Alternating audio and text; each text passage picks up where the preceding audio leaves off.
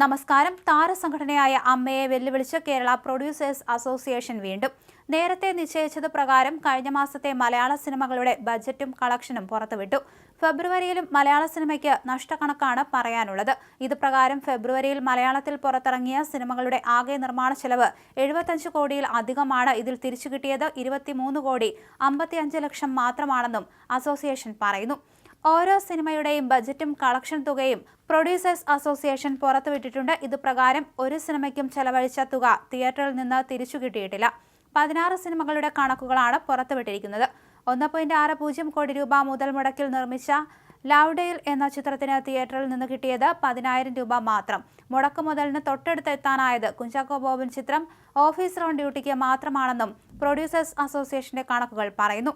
നേരത്തെ സിനിമയുടെ വരുമാന കണക്കുകൾ പുറത്തുവിടാതിരുന്നതിനെതിരെ താരസംഘടന രംഗത്ത് വന്നിരുന്നു. മലയാള സിനിമയിലെ 100 കോടിയുടെ നുണക്കണക്കുകളെല്ലാം സുരേഷ് ഗോപി പൊളിച്ചെടുക്കുമെന്നും നേരത്തെ പ്രഖ്യാപിച്ചിരുന്നു. പലരും പറയുന്നു ചില സിനിമകൾ 100 കോടി നേടിയെന്ന്. എന്നാൽ 100 കോടി രൂപ ഷെയർ നേടിയ ഒരു സിനിമയുടെ പേരെടുത്ത് പറയട്ടെ.